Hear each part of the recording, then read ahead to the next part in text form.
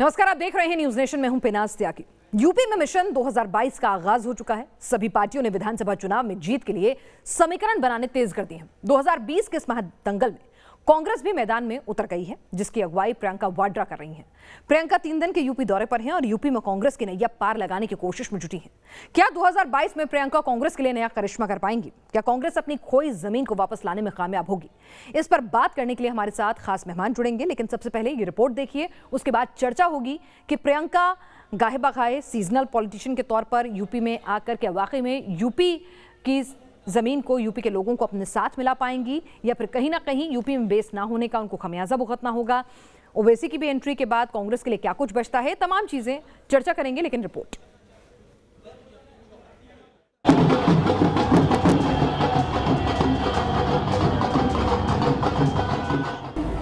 क्या हो रहा है इस प्रदेश में, और क्या आप सोचते हैं कि जनता मौन रहेगी, विपक्ष मौन रहेगा?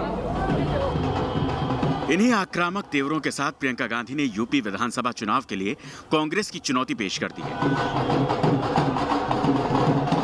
प्रियंका गांधी यूपी के 3 दिन के दौरे पर हैं और कांग्रेस कार्यकर्ताओं में जोश भरने की कोशिश कर रही हैं, ताकि चुनावी जंग में कांग्रेस भी मुख्य मुकाबले में आ सके। लखनऊ में मौन व्रत और फिर आक्रामक तेवर दिखाने के बाद दौरे के दूसरे दिन प्रियंका लखीमपुर खीरी के लिए रवाना हुई, जहां उन्होंने ब्लॉक प्रमुख चुनाव में हिंसा में पीड़ित महिलाओं से मुलाकात कर सियासी दांव चला है। प्रियंका के इस दांव से कांग्रेस नेता भी उत्साहित दिखाई दे रहे हैं। चुनाव में कुछ भी कर गुजरने का दम भर रहे हैं। हम उत्तर प्रदेश में चुप नहीं बैठ सकते, और आदरणीय प्रियंका गांधी ने कल स्पष्ट कहा, संविधान को बचाने के, लोकतंत्र को बचाने के लिए, महिला के सम्मान को बचाने के लिए चाहे जिस स्तर पर जाना हो, न लाठी से डरेंगे, न सरकार के तानाशाही से डरेंगे, न दमन से डरेंगे। प्रियंका लंबे अरसे बाद यूपी पहुंची हैं और यूपी में कांग्रेस को सिर्फ उन्हीं से अब विधानसभा में अपनी स्थिति सुधारने की आस दिख रही है, क्योंकि अगर कांग्रेस की जमीनी ताकत की बात करें तो पिछले कई सालों के दौरान कांग्रेस का जनाधार पूरी तरह से रसातल में मिल चुका है। 2017 के विधानसभा चुनाव में कांग्रेस को सिर्फ 7 सीटें मिली। चुनाव में कांग्रेस को कुल 6% वोट मिले थे। 2019 के लोकसभा चुनाव में भी कांग्रेस को सिर्फ 1 सीट मिली थी। पार्टी के पूर्व अध्यक्ष राहुल गांधी को अमेठी सीट गंवानी पड़ी। लोकसभा चुनाव में कांग्रेस को सिर्फ 6.4% वोट मिले थे। 2017 के विधानसभा चुनाव में कांग्रेस ने कोई जमीन वापस पाने के लिए समाजवादी पार्टी से भी गठबंधन किया था। कांग्रेस ने 105 सीटों पर चुनाव लड़ा था, मगर बीजेपी की आंधी के सामने न कांग्रेस टिक पाई, न ही गठबंधन। ऐसे में अब 2022 के चुनाव के लिए कांग्रेस एक बार फिर प्रियंका के सहारे खड़े होने की कोशिश कर रही है। हमारा कार्यकर्ता कोरोना में घर घर जाकर सेवा का कार्य करता रहा और विपक्ष के लोग घर में बैठ के ट्वीट करते रहे, तो निश्चित रूप में उनका जो मौन धारण का क्रम था वो आज भी चल रहा है, और लगता है कि चुनाव तक चलेगा। चुनाव में जनता मौन धारण करेगी, अभी तो नेता मौन धारण किए। प्रियंका गांधी साहिबा महिला हैं, उनका राजनीति में स्वागत है, लेकिन उत्तर प्रदेश के ये लोग जानते हैं कि जो बीजेपी और आरएसएस से जो सीधी टक्कर है वो समाजवादी पार्टी की है, और समाजवादी पार्टी के नेतृत्व में 2022 में आदरणीय अखिलेश यादव जी मुख्यमंत्री बनने वाले हैं। रही बात कांग्रेस की, तो वीवीआईपी कल्चर के नेताओं से उत्तर प्रदेश में कांग्रेस का कुछ भी होने वाला नहीं है। जैसे आप बटन दबाओगे, यूपी में कांग्रेस का जनाधार 90 के दशक के बाद लगातार खिसकता रहा है। न सोनिया गांधी न ही राहुल गांधी कांग्रेस की जमीन को खिसकने से बचा पाए हैं। ऐसे में सवाल यही है, क्या प्रियंका कांग्रेस की नैया पार लगा पाएंगी? क्या 2022 में प्रियंका के दम पर कांग्रेस कोई करिश्मा कर पाएगी? Team news nation. Priyanka Gandhi का ऑरा, प्रियंका गांधी की छवि, उनकी करिश्माई व्यक्तित्व और उनका यूं लोगों में थोड़ी देर के लिए आना फिर चले जाना, एक कौतूहल, एक क्यूरियोसिटी क्रिएट करना, ये सब चीज़ें सुर्खियां बटोरता रहा। लेकिन क्या वाकई में ज़मीन पर वोट दिला पाएगा कांग्रेस को, ये हम समझने की कोशिश करेंगे। विपक्ष जिस तरह से कह रहा है कि वो ट्विटर पॉलिटिक्स करती हैं जो कि जमीन से कोसों दूर है, तमाम पहलुओं पर बातचीत करेंगे। शिवम त्यागी हमारे साथ बीजेपी नेता जुड़े हैं, साधना भारती कांग्रेस की प्रवक्ता हमारे साथ जुड़ रही हैं, अजीज खान है समाजवादी पार्टी के प्रवक्ता और विनोद अग्निहोत्री हैं वरिष्ठ पत्रकार हमारे साथ हैं। लेकिन सबसे पहले मैं राकेश के पास जाऊंगी, वो हमें लोकसभा की सीटें क्या कुछ कहती रहीं, फिर उसके बाद उत्तर प्रदेश के विधानसभा के नतीजे क्या कुछ कहते हैं, कांग्रेस की खुद की स्थिति और वोट बैंक क्या कहता है, जरा कुछ ग्राफिक के जरिए समझाएंगे। बिल्कुल ठीक है पिनाज। और देखिए, निश्चित तौर पर यूपी में जब कांग्रेस की बातचीत आती है तो जनाधार एक लंबे समय से खिसका हुआ है, खासतौर पर 90 के दशक के बाद लगातार खिसकता गया है और 2000 के बाद के विधानसभा चुनावों में उससे लगातार करारी हार का सामना भी करना पड़ा। आपको दिखाते हैं कि 2002 के विधानसभा चुनाव से लेकर अब तक हुए 4 विधानसभा चुनाव में कांग्रेस की स्थिति क्या रही है। ग्राफिक्स के जरिए आप कांग्रेस की स्थिति को समझिए। 2002 की अगर बातचीत कर लें तो 25 सीट, 2007 की अगर बातचीत कर ले 22, 2012 की अगर बातचीत करते हैं 28, लेकिन 2017 में देखिए एक बड़ा अंतर आ जाता है। इसके बाद सिर्फ और सिर्फ 7 सीटें। ये यूपी में कांग्रेस का परफॉर्मेंस है 2002 से लेकर 2017 तक। तो ये स्थिति है, किस तरीके से जनाधार खिसका है, ये तस्वीर आपको बयां करती है ग्राफिक्स के जरिए। लेकिन इसको अगर हम वोट परसेंटेज के लिहाज से देखते हैं कि कितना वोट परसेंट मिला, कितना वोट शेयर रहा कांग्रेस पार्टी का, 2002 में सिर्फ 9%, 2007 में 8.6%, 2012 में 11.6%, 2017 में 6%। यानी 2002 से 2017 की बातचीत करें तो सिर्फ एक बार ऐसा हुआ है 2012 में जब दहाई के आंकड़े को पार गया है कांग्रेस का वोट परसेंटेज, वो है सिर्फ 11.6%। तो कांग्रेस को फिलहाल लंबे प्लानिंग के साथ ज्यादा काम करने की जरूरत है अगर उसे अपना जनाधार यूपी में मजबूत करना है। जी शुक्रिया राकेश। तो एक ही बार आप गए हैं, दहाई के आंकड़ों को पार कर रहे हैं साल 2012 में। आपकी स्थिति सीटों के लिहाज से देखा जाए, वोट परसेंटेज के लिहाज से देखा जाए तो बहुत अच्छी नहीं है। चाहे आपने समाजवादी पार्टी का साथ थामकर 2 युवाओं के साथ उत्तर प्रदेश के कायाकल्प का वादा किया, या फिर आप जो हैं एकला चलो की राह पर निकले। और अब की बार प्रियंका गांधी मैदान में आई हैं, क्या कुछ स्थितियां रहेंगी ये समझेंगे। लेकिन सबसे पहले सीधे चलते हैं हमारे खास मेहमानों के साथ। हमारे साथ साधना भारती हैं, कांग्रेस की प्रवक्ता हैं। साधना भारती जी, आपने विपक्ष के आरोप सुने।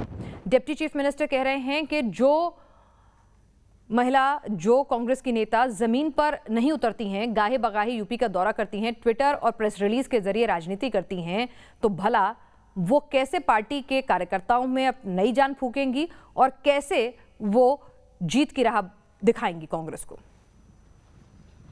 जी आदरणीय पिनाश जी, सबसे पहली बात तो ये है, देखिए भाजपा में चुनावी आहट आते ही धर्म को धंधा बनाने के सब प्रबंध हो जाते हैं और कुर्सी के लिए, सत्ता की खुरचन चाटने के लिए नेवलों के भी भाजपा में सांपों से संबंध हो जाते हैं।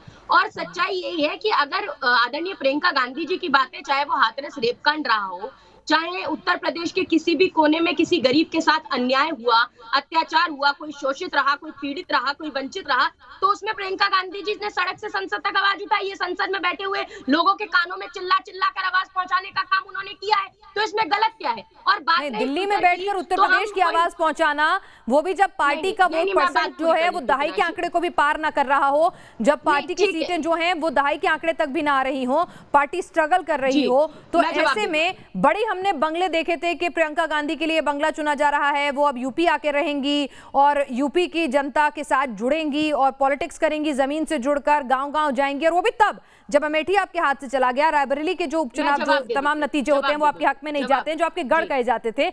ऐसे में monthly politics, quarterly politics, Twitter politics क्या वाकई में जमीन पर कुछ कर पाएगी? ठीक है, उनका नाम बोलता है, लेकिन जवाब दे देती हूँ। देखिए, सबसे पिनाश जी, सबसे पहली बात ये है कि आप ये कह रही है ट्विटर पे, अरे हम मोदी जी की तरह कोरोना में जाकर ओ दीदी और हजारों की पब्लिक को देख के भाग्यशाली नहीं हो सकते, क्योंकि हमें लोगों की जान की भी चिंता है। मोदी जी ना तो जान बचा पाए ना जान, और वो जो कल जुलूस निकल रहा था, उनके स्वागत में, उसमें कोरोना था कि नहीं था? सवाल पूछिए।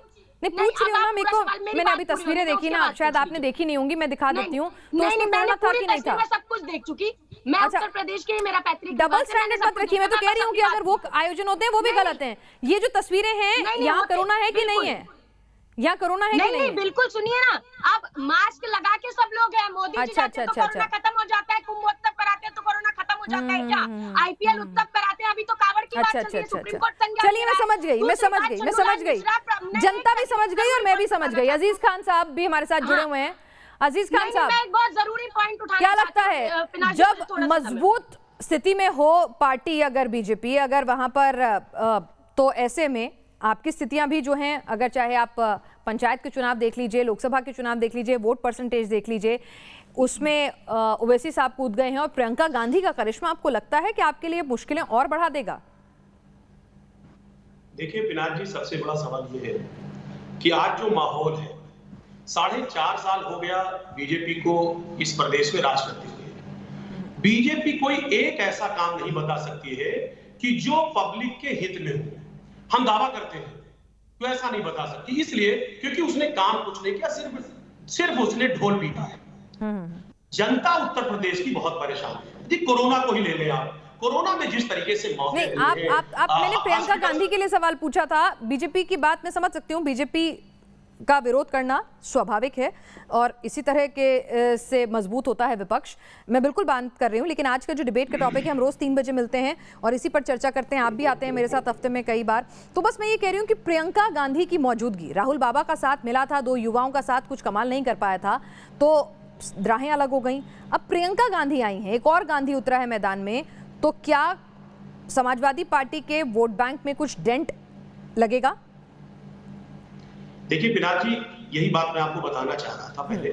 देखिए हकीकत ये कि देखिए प्रियंका गांधी उत्तर प्रदेश में आई है, इसमें कोई दो राय नहीं है। महिला है, हम उनका सम्मान करते हैं और हर पार्टी प्रयास करती है।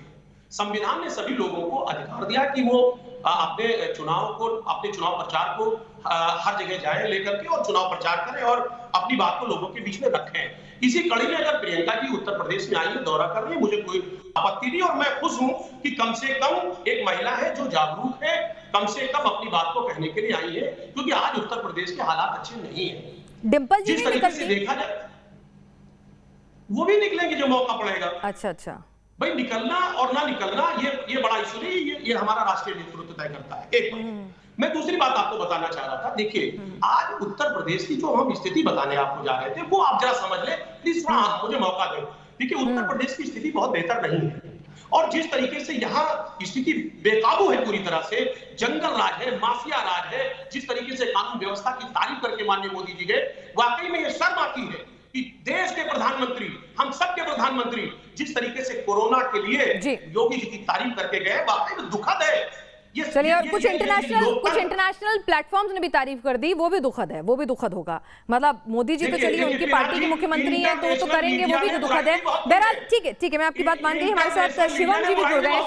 शिवम त्यागी हमारे साथ इस वक्त बीजेपी के नेता जुड़े हैं। शिवम जी, मुझे ये बता दीजिए कि प्रियंका गांधी पहले राहुल गांधी समाजवादी पार्टी के साथ बनकर उत्तर प्रदेश में कुछ कमाल करने के लिए आए थे, वो तो नाकामयाब रहा, लेकिन प्रियंका गांधी, जिनके लिए कहा जाता है कि उनकी एक अपील है, उनका एक फैक्टर है, और इसमें कोई दो राय नहीं है कि प्रियंका गांधी ने बहुत कंसिस्टेंटली, ठीक है वो प्रदेश में जमीन पर नजर नहीं आई, लेकिन कंसिस्टेंटली उन्होंने बहुत एग्रेसिवली मुद्दे उठाए हैं, सरकार को घेरा है। तो आपको लगता है कि कुछ डेंट आपकी छवि में, आपके वोट बैंक में वो लगाने में कामयाब रहेंगी? प्रियंका गांधी का करिश्मा चलेगा?